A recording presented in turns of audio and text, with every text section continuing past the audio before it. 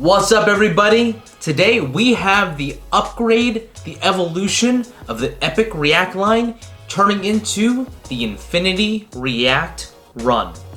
Without further ado, here it is. The initial colorway of the Infinity React Run. So I just want to make it clear as a disclaimer, I am making a lifestyle shoe review of this for people that are asking for hardcore running reasons or anything like that. Move on to the next channel. This is not it. This ain't it, son. It just ain't it. I don't actually know what the color is, but it's obviously predominantly white. But let's just get into the review and start with the upper like we always do.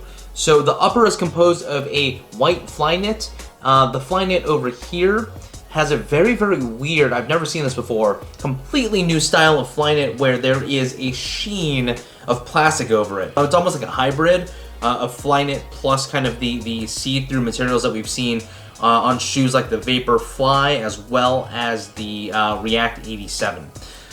So that's predominant of the upper. Then back here, you actually have your more traditional fly knit. So you can actually see the stitch line in the middle over there. And the back over here where the heel is, the top of the heel, as well as where your foot goes in, is made out of regular fly knit. And then the regular fly knit also extends into the tongue as well, which is super stretchy, so you can get your foot in. And then extends all the way down there to where the lace eyelets are. So basically the front over here is covered in plastic, the back here is regular fly knit, and then the tongue over here is regular fly knit. Going into the rest of the shoe, you have a black rubber piping that is supposed to outline your Nike symbol, but it doesn't fully extend it, so there's no bottom piece over there. There's also this random fuse metallic-y material that is orange in the front, and then slowly, well, actually pretty drastically, turns into pink in the back. On the top of the shoe, you have the lacing system over here. That lacing system is pretty similar to the Epic React 2. You have flat style lacing. On the back of the shoe, it says Infinity React with a pull tab over here to put your foot in. This shoe is actually really easy to put in. You kind of push over on both ends. It's super stretchy in the front, and this pull tab goes in over there.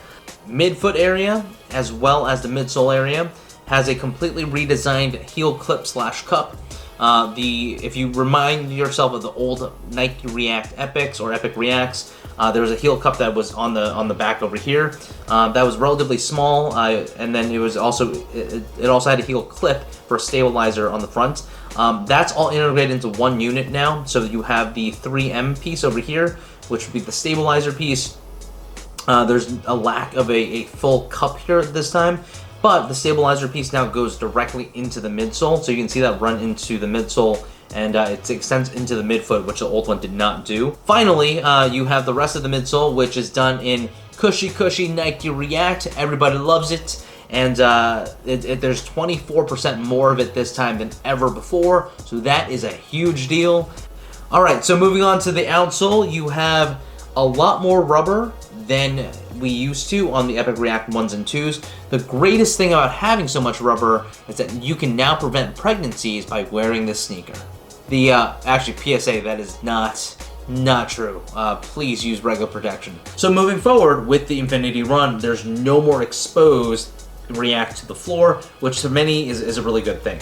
So what are my thoughts on the shoe? The shoe itself, surprisingly, the break-in period was a little longer than I expected. It took about half a day, but it's actually a really good thing. So the difference about the shoe with 24% more React means that you have a lot more foam to work through before it starts applying to your foot better, and that's a good thing. You feel the React really well. There's a lot of kind of cushiness and bounciness. There's a lot of just great things about the midsole, and so I think the upgrade with 24% more boost is definitely a good thing and something you'd feel on the foot right away. But I would say that if you had quick on-foot comfort with Epic React, I wouldn't not get this shoe just because you don't feel it directly on foot right away, because it is a little stiffer, but once that stiffness goes away and the bend kind of comes in easier, it's a much better shoe and tooling system than the Epic React and Epic React 2. Into the style of the shoe, I really do like the style of the shoe. I do have a thing about knit sneakers in general. However, I think the colorway for this is not my favorite. It's I don't know, it's a little bit too much. I kind of wish they muted it down a little bit. I do like fun sneakers, but this is I don't know, I don't love the color combination, so for me, I think the style's okay. Sorry, I think the style is great, but I think this colorway for me is just not one that I would wear too often, at least outside of the gym. I do want to wear this pair outside of the gym because this is a lifestyle review, and I love these as a lifestyle shoe. Going into sizing, I went up half a size. Most Flyknit shoes, you probably should go up half a size. With this said, this one actually has a much wider stance than your typical Nike.